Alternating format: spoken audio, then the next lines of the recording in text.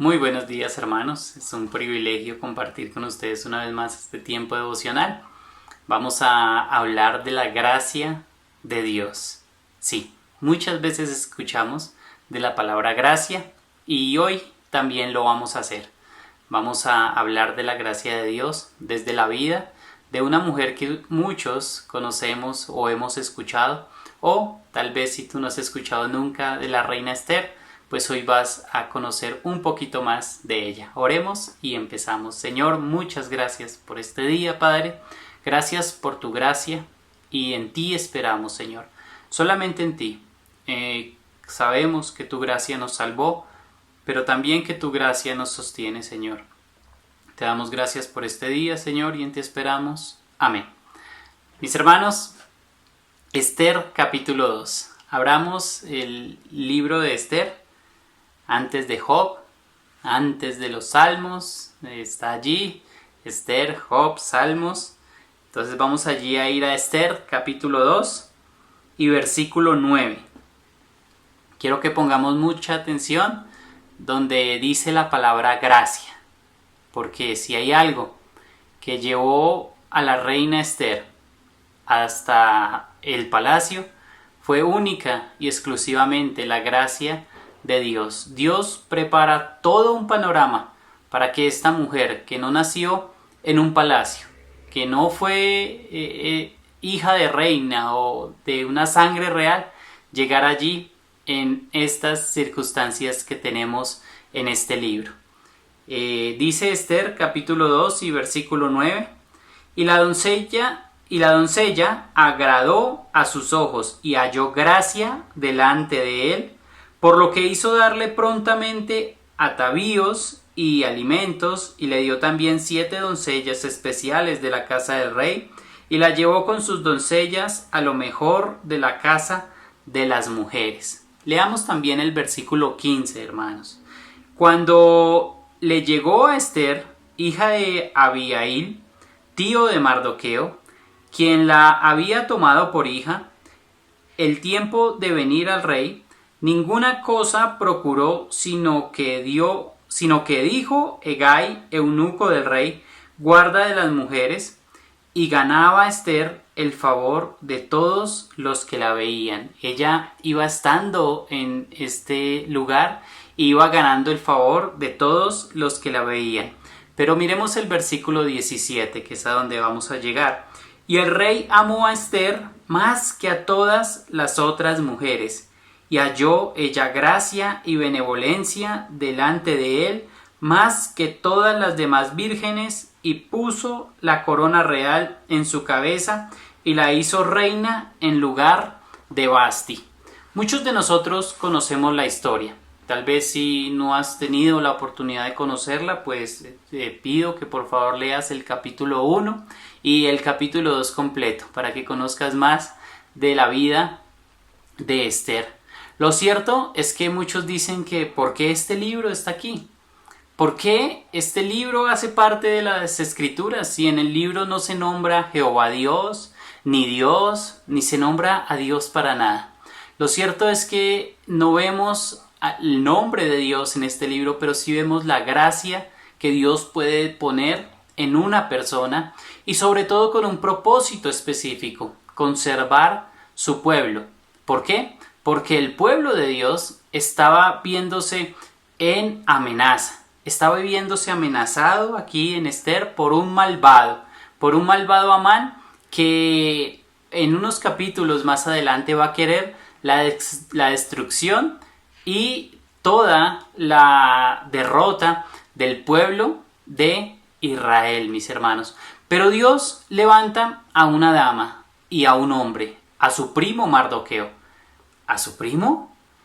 Sí. ¿Por qué? Porque la escritura dice que cuando le llegó Esther, hija de Abihail, tío de Mardoqueo.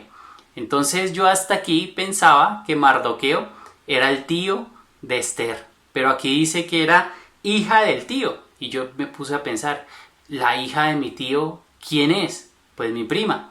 Entonces ellos en realidad eran primos. Entonces Mardoqueo, el judío primo Mardoqueo, él adoptó a Esther como su hija y la presenta ante el rey, con muchas más doncellas. Habían muchas más doncellas porque sabemos que la historia nos dice que Vasti había sido cambiada porque la hizo reina en lugar de Vasti. Vasti había deshonrado al rey y no se había presentado igual. El rey estaba muy borracho y de hecho este libro nos va a no mostrar la moralidad ni de Mardoqueo ni de Esther. Ellos de una u otra manera hicieron cosas incorrectas ante los mandamientos de un Dios santo y ante los mandamientos de un Dios sagrado. Pero ¿sabe qué nos va a demostrar el libro de Esther? La esperanza que debemos tener, ya que el judío Mardoqueo dice que al tener esa amenaza, él tenía una esperanza y él decía que de alguna parte vendrá la liberación. Y Esther, antes de presentarse ante el rey, dice: si perezco, que perezca. Son palabras que para muchos de nosotros han quedado grabadas y en algunos momentos han fortalecido nuestra fe. Pero, mis hermanos, quiero que más que eso nos enfoquemos en una palabra muy especial que leímos en los versículos. En el versículo 9 dice que halló gracia delante de él. En el versículo 15 dice que ella, la mujer Esther, ganaba el favor de todos los que la veían. Y en el versículo 17 dice que el rey amó a Esther más que a todas las otras mujeres y halló ella gracia. Ella halló gracia delante de los ojos del rey. ¿Qué es gracia? Muchos, como también muchos lo hemos escuchado, la definición de gracia, si preguntamos a alguien qué es gracia, nos dirá: es un regalo no merecido, es un don no merecido, es una bondad, un favor. Pero si buscamos otras definiciones especiales de hombres muy amorosos en cuanto a lo que Dios les ha permitido estudiar la escritura, han dicho esto: gracia es el amor desplegado hacia objetos indignos. Dios es amor, pero cuando Él despliega su amor hacia pecadores culpables, manchados, rebeldes, esto es gracia. Gracia es un despliegue de amor. Son lo que han dicho hombres para poder dar a entender un poco mejor la gracia de Dios. Escuchemos esta otra definición de gracia. Dice: amor que mira hacia arriba es adoración. Amor a los de su propio nivel es afecto. Amor que desciende es gracia. Nos da la idea de uno muy alto que desciende ante otro muy bajo. Es Dios inclinándose hacia nosotros como pecadores. Dice: gracia es Dios mostrando tan solo amor y misericordia cuando merecemos tan solo ira y juicio. Es Dios inclinándose hacia nosotros en infinito amor. Y dice la gracia, esta es la que más me parece especial, mis hermanos. Dice: la gracia se manifiesta en Dios dando lo mejor del cielo para salvar lo peor de la tierra. Lo cierto es que en este libro de Esther te vas a encontrar con declaraciones de gracia. Y te vas a encontrar en que cuando era el momento más apremiante para Esther pedirle algo a este rey, Esther lo que le dice una y otra vez, por lo menos en 4 ocasiones, dice en capítulo 5, en versículo 2, en versículo 8, en capítulo 7 y en capítulo 8 dice: si he hallado gracia y al rey le place. Esta mujer no iba hacia su belleza. Esta mujer no caminaba hacia la hermosura física tal vez que tenía. Esta mujer solamente apelaba a la gracia de Dios, a la gracia que Dios había podido poner en ella ante un rey. El rey tenía la opción de aniquilar al pueblo, pero Dios no lo iba a permitir. Por lo general, y como ya lo dijimos, definimos gracia como un regalo no merecido. Pero ¿qué tal si comenzamos a ver gracia en las personas? Primeramente, y vemos gracia, la gracia que Dios ha puesto en las personas. Mis hermanos, es un regalo, por supuesto que es un regalo. Y podemos ver la gracia en algunas personas.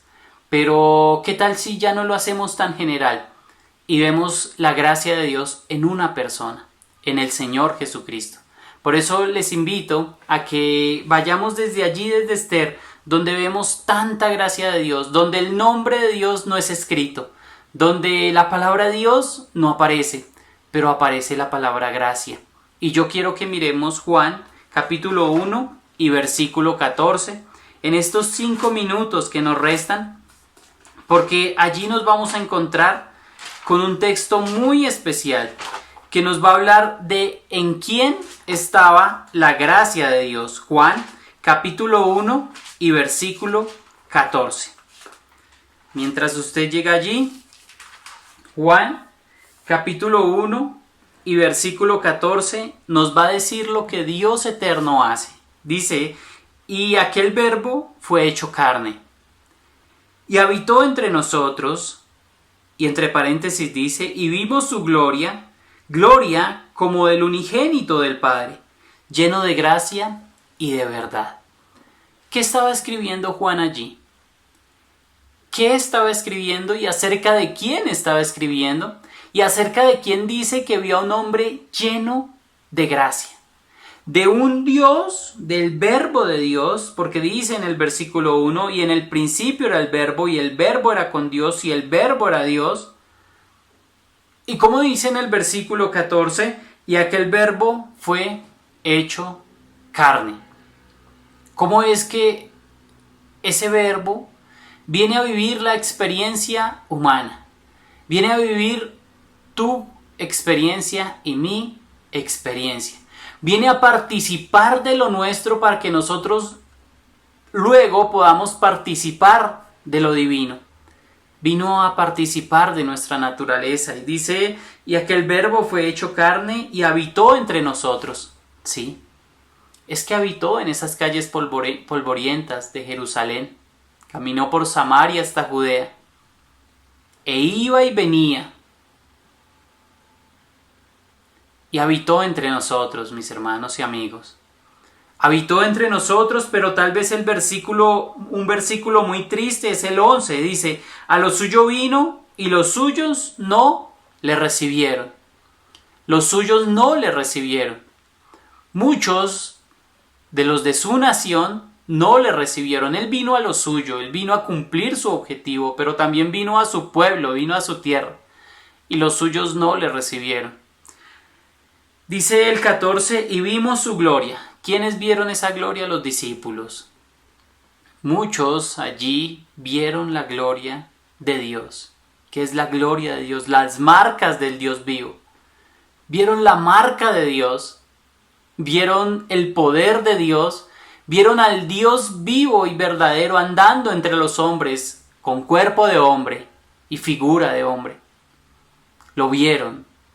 A un Dios vivo, 100% Dios y 100% hombre, limitado. Limitó muchos de sus atributos por cumplir su propósito, por ser fiel a su llamado, por ser su fiel sumo sacerdote y cumplir con su propósito. Y entonces dice que y vimos su gloria, vieron la marca de Dios allí, gloria como del unigénito del Padre. Es que no había diferencia entre él y el Padre. Él lo confesó y dijo, yo y el Padre, uno somos. Uno somos. Por eso era tan palpable que los discípulos vieran las marcas, las profecías cumplidas en Cristo Jesús. Toda la esperanza de un pueblo cumplida en el Mesías. Allí estaban. Dice, y vimos su gloria, gloria como del unigénito del Padre. Imposible que otro hombre pise la tierra con su gloria. Imposible, solamente Él volverá, nuestro Señor volverá con su gloria. Dice, y vimos su gloria, gloria como del unigénito del Padre. Y dice aquí la palabra, lleno de gracia. Lleno de gracia. Entonces comenzamos hablando de una reina que halló gracia y sí, salva a un pueblo. Tú vas a poder leer más la historia de Esther, vas a poder profundizar más allí, pero lo cierto es que ella apela a la gracia y ella en realidad fue llena de gracia, llena de gracia. Pero aquí dice lleno de gracia y de verdad. En realidad, nuestro Señor Jesucristo es lleno de gracia. Mis hermanos, a veces caminamos por el mundo amargados, tal vez pensativos, tal vez afligidos por diferentes cuestiones que puedan llegar a nuestra tierra, a nuestra nación, a nuestra casa, a nuestro hogar.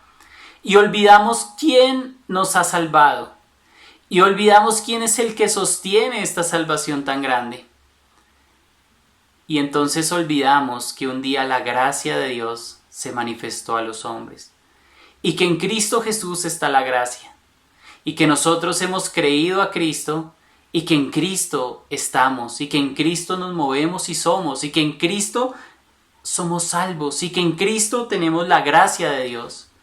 Y se nos olvida por un instante entonces la gran esperanza y la gracia que Dios nos ha dado. Mis hermanos y amigos, es una mañana para recordar la gracia de Dios. Un regalo no merecido. También, como leímos, es la gracia, es lo que Dios ha dado, lo mejor del cielo para salvar lo peor de la tierra. Eso es gracia, mis hermanos. Pero también, si queremos vivir más de la gracia de Dios, tenemos que vivir más cerca al que está lleno de gracia, más cerca de Jesucristo, más cerca del unigénito del Padre. Es tiempo de conocer un poco más de la gracia de Dios.